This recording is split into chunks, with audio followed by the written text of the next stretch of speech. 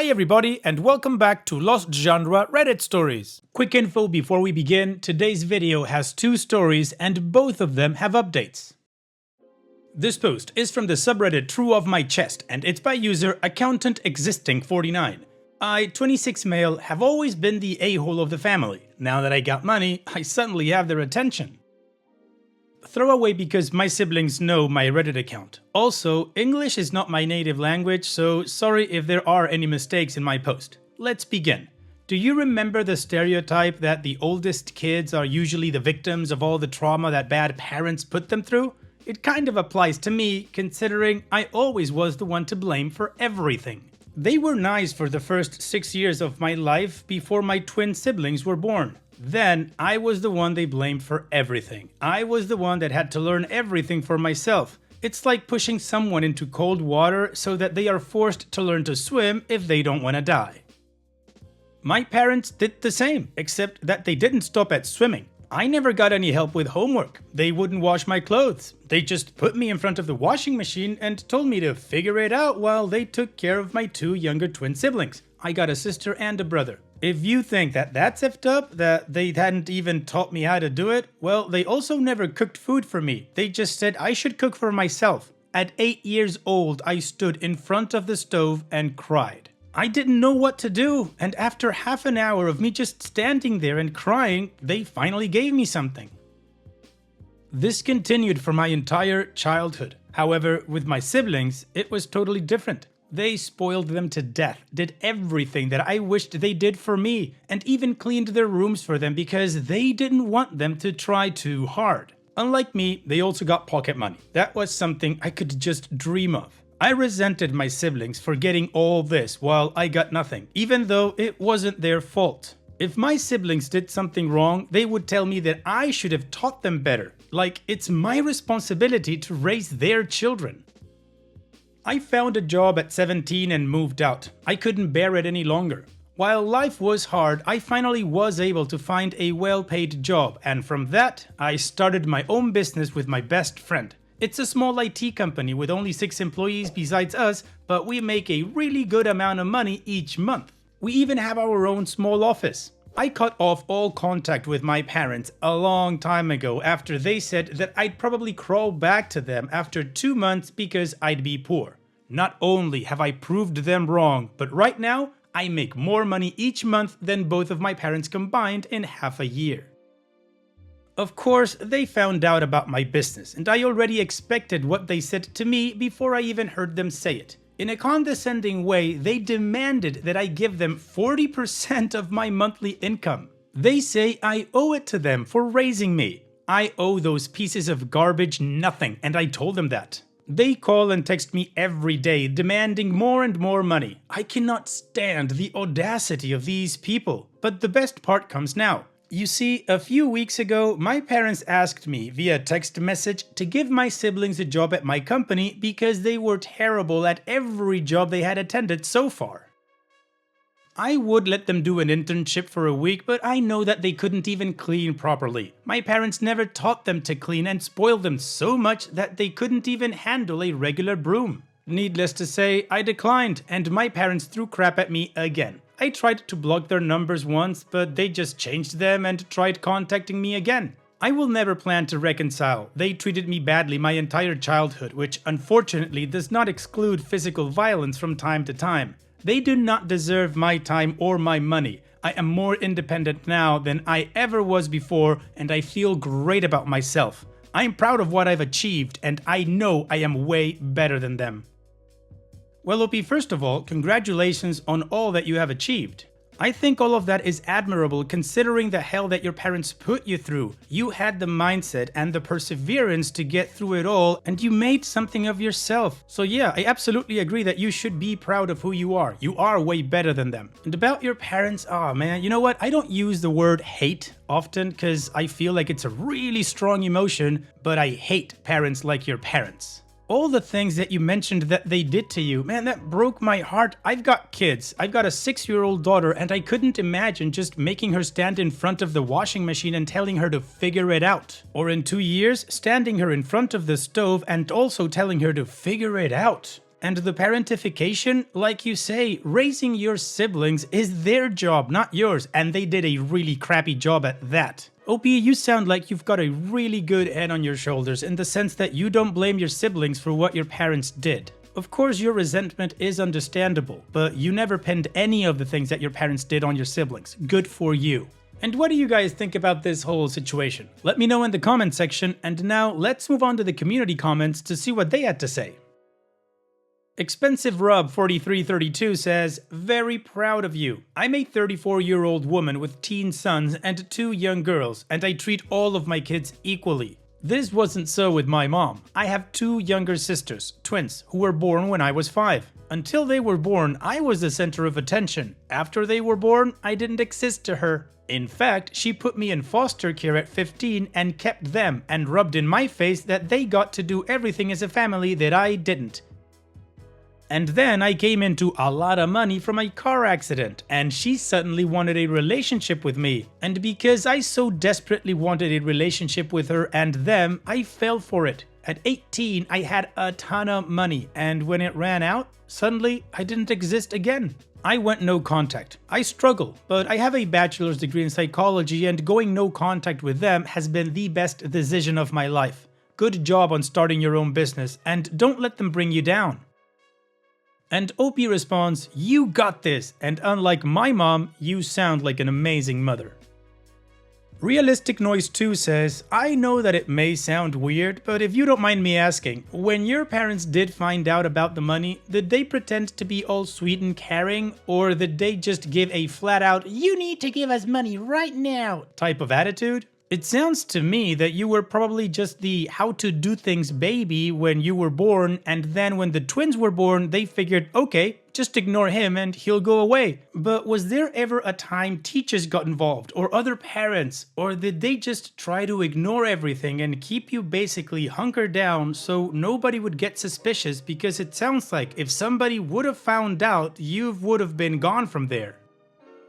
And OP responds, "It was an attempt to manipulate me. They said something like, 'We're family and family should support each other.' And no teachers weren't involved because I accepted things as they were. And when I was 14, which was the stage where puberty started, I figured I wanted to leave as soon as possible."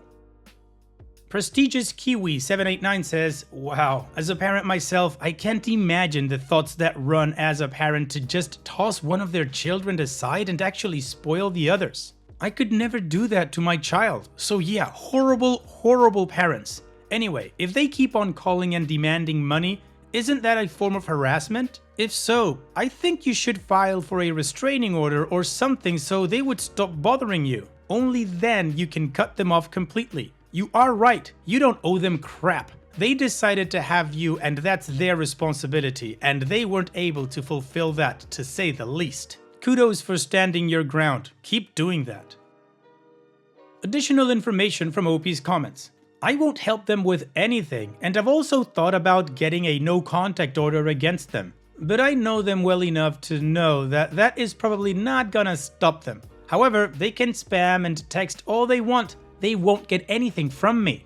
And about my Reddit account, I didn't tell them about it. They actually found it and asked me about it. I never felt the need to make a new Reddit account because of that until now, because I never used Reddit often enough that I thought it was necessary." Well, of course the community is backing OP, and they actually gave them good suggestions regarding the restraining order, and I think OP is going for that no contact thing like he said in that additional information. So now let's move on with the update to see how this story ends, but before that, of course, I gotta show you another playlist like this one that only has stories with updates on them. Now let's continue with that update. It's been 2 months since my original post was released, and many of you asked for an update, and maybe it's time for that. Actually, many things happened during this time. The real significant thing is that after I refused to help my parents, they actually started doing literal propaganda against me to my siblings. I don't know what they tried to do there, as I didn't give an F about what my siblings thought about me, but it still only shows their true nature. However, my sister recently visited me in the office. Unlike her brother, she didn't fall for our parents' lies, and she told me that she isn't dumb, that after failing many attempts to step into adult shoes, she realized what they had turned them into. She asked if she could stay with me. She asked if I could give her some sort of a 101 in life. Her brother should probably get something like this too, but he's too stubborn. The thing is, I don't hate my siblings. It's not their fault they were born into this family, and it's not their decision that they were treated the way they were. Just imagine the amount of humiliation for both parents if I am the one to fix what they had messed up. I decided to help her. She is old enough to decide this for herself, but I told her that the moment she brings up my financials, I would throw her out in an instant, just in case this is just another attempt of them trying to take my money. Of course, if she brings up how to handle financials, that's okay, because that's a good thing to know. But in order to do that, she doesn't have to bring up my financials. I have to assume that what she is doing could just be another attempt by my parents to take my money. If I bring it up to teach her, that's okay, but if she brings it up, I have to be careful. But I really don't think it is an attempt, because they wanted her to go back to living with them again, and when she refused, they called her a traitor, like she changed sides with their worst enemy or something. And I don't know why that amuses me so much. She did learn a few things pretty quickly, and I guess soon she'll be able to be fully independent. But when it comes to her brother, my younger brother, he is so focused on what his parents tell him and blatantly believes all their lies that I have almost zero hopes for him. By the way, before anyone asks this, I thought about getting a restraining order, but do you have any idea how hard it is to get one? So I blocked their numbers, and when that didn't work, I got a second number and directed them there. They are currently spamming me on the second number, and I enjoy total peace on my actual number. To end this, I'd like to thank all of you for your support. I even got many DMs about people asking for jobs. That gave me a good laugh as well. But the jokes aside, we have a completed team and currently aren't looking for more employees. Well, that was a really nice twist. It's good that your sister figured out that your parents suck and what they did to her, and that she went to you for help. Hopefully, like you say, this isn't an attempt from your parents to grab your money or to take your money away from you, but it's actually your sister's attempt to become a fully functional adult. I think that's awesome. Hopefully your brother will get the hint too at some point and will also seek your help. So on that note, I wish you all the best in the future, OP. Thank you so much for sharing and take care. So now let's move on to the next post that, like I said in the beginning, also has an update. Now, the cool thing about this post is that it's a mood booster post with an update. It's from the subreddit Malicious Compliance and it's by user HHH a lot of H's D5. This is priority. A bit of malicious compliance against my awful boss. Some background. I've been working as the marketing director for a very small company for the past year or so.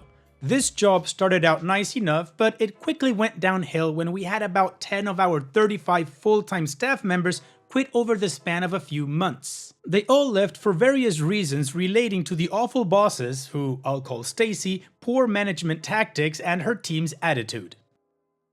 The staffing issue became my issue when I was forced to pick up the slack for everyone who had left. I was being asked to do a number of miscellaneous tasks, some of which I was nowhere near qualified for, all of which took away from my time to do my actual job of marketing. Despite this, Stacy would constantly make a fuss over certain marketing objectives not being completed when she wanted. I would always explain to her that because she delegated me to do specific work elsewhere, I had no time to do the marketing projects we had brainstormed. She, of course, never listened. As time went on, we lost 5 more staff members, including our secretary. I was moved to cover her position at the front desk full-time for 5 weeks, during which I couldn't get any of my actual job doing marketing done. All of my projects came to a standstill, and we even lost touch with one of our vendors who I had been working with. The minute I was able to return to my own office, Stacy and her team were hounding me for marketing materials that in their minds should have been done by now. But I explained to them that as I essentially had a different job for the past 5 weeks, I wasn't allowed any time to work on them. I was beyond frustrated at this point and began looking for other jobs. About 2 weeks ago, I got an offer from a much better company and handed in my notice to Stacy. Stacy was flustered and asked me before I leave to finish a list of projects that she had kept putting off. Specifically, she wanted a project, Project A, that she had repeatedly pushed to the back burner for 5 months to be done. I was the only one who could do this project and she knew it, and she desperately wanted it done before I left since its completion meant she could put off hiring my replacement for a while. In our meeting, she told me specifically that Project A was the priority and I was to do no other work until it was completed. Okay, cue malicious compliance.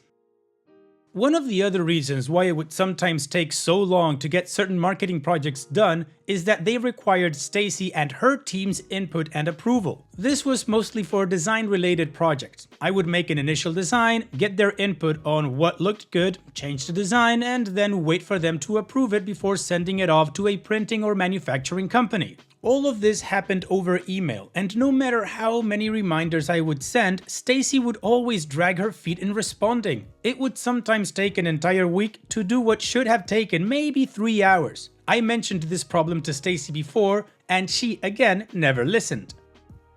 Well, guess what this final project she wanted me to complete was? A design project. And guess who has spent the last week and a half dragging her feet to respond to my emails about it? Stacy! Now, I could have been working on the other items on the laundry list of work she wanted me to do while I waited for Project A's approval. However, since she explicitly told me Project A was the priority, not a single thing on her list got done. The best part is there is not enough time for me to fully complete Project A now either, since she took so long to respond. I will be handing off to her all the design files, most of which she can't even open since she doesn't have the right software, and then leaving on Tuesday. After that, not my problem.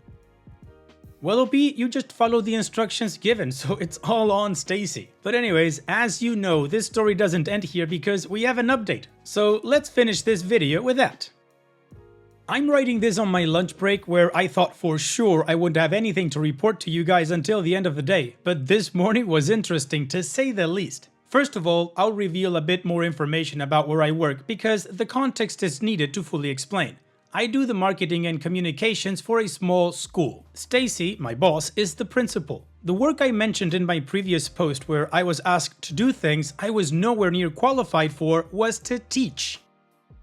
Very often, I would be asked to substitute teach, despite not having the proper qualifications such as licenses or a degree in the subject matter. At one point, I had to cover teaching a class of elementary schoolers with no lesson plan for an entire week before their teacher quit on the spot. Well, today, my last day, I woke up to a number of texts sent at 5 AM from my boss asking me to cover again and substitute teach. Absolutely effing not. Not on my last day will I be doing something completely out of lines with my work, and that quite frankly makes me incredibly uncomfortable. I said no. She said do it anyways. No, I refused to sub today. So I decided to explain a few things to Stacy. Project A still isn't finished. It wasn't going to be finished by the time I left regardless of what I did today because it was so far behind. Again, all because she took a week and a half to respond to an email approving the design. My original plan today was to do as much work on Project A as possible, but if I was being asked to substitute teach instead, it looks like that wouldn't be happening. So now, instead of being mostly done, Project A would only be a little more than halfway complete when I left. Stacy was not happy hearing all this, but somehow now she was miraculously able to find an actual substitute teacher. Now for a little additional malicious compliance. Since Stacy knew Project A wasn't complete, she reiterated to me that it was the top priority and she wanted me to do only work for Project A today, nothing else. So I will be doing absolutely nothing else. I was going to create a file in Google Drive with all of my photographs, designs, and other media and give them access. I was going to show one of my coworkers how to log in to do basic edits to our website. I was going to create an Excel sheet with all of the passwords for our various social media accounts, software, and other third-party apps. I considered these all basic things to do when leaving a workplace, but now it looks like I'm not allowed to do those. None of these items would have taken me more than 10 minutes, but will wind up taking the school hours if not days to reconcile. At 3:15 PM exactly, I will be out of here and then I'm done with them. I'm so excited to leave. I've already started packing up my belongings and I'm being incredibly meticulous and petty about it. All the pens, staples, and binder clips I bought are going home with me, even if they're in use. I'm taking my plug-in air freshener out of the bathroom. Even the temporary wallpaper I put up is coming down. I can't wait until a few weeks from now when they call looking for access to the pictures I took. Once my last paycheck clears, all those files are going in the trash. I won't even offer them a chance to get them back by paying me a ridiculous consulting fee. As far as I'm concerned, that's their problem, not mine. I'm out. Good riddance. And again, OP, perfectly executed malicious compliance with a side of pettiness. Just right for a mood booster. Thank you so much for sharing. And that's it for today's video. Thank you so much for taking the time to watch it. Now, if you've gotten to this point in the video, I assume that you like these stories that I'm reading out, so here are a couple more that you might enjoy. And if you don't have any time to watch another story right now, save it for later, and also, don't forget to hit that subscribe button.